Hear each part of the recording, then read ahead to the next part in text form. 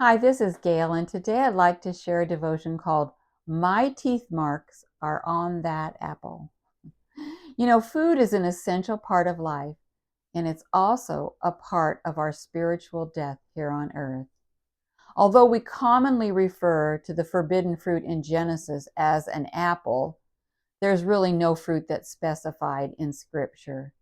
All we know is that it came from a tree of knowledge of good and evil, and it was the only fruit that Adam and Eve were not supposed to eat. Now imagine that. One rule, and they broke it.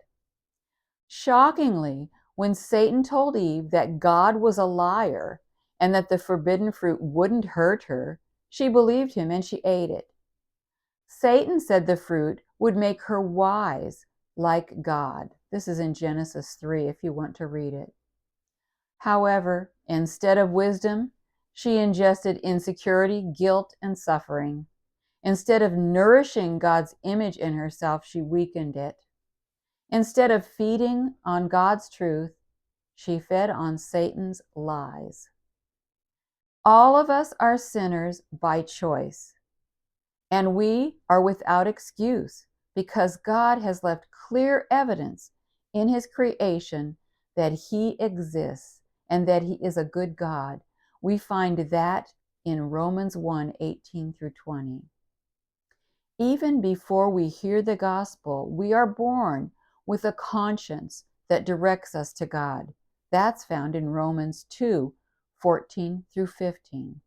We can ignore the evidence and we can suppress our conscience, or we can respond to God's love. So you might say, our teeth marks are on that apple too. For all of us have sinned and fallen short of the glory of God. That's in Romans 3:23. But Christ redeemed us from that deadly bite and from every lie of Satan. In every decision you and I make today, let's bite into God's truth. And if you enjoyed this devotion, please give it a thumbs up so it will go out to more people. Thanks.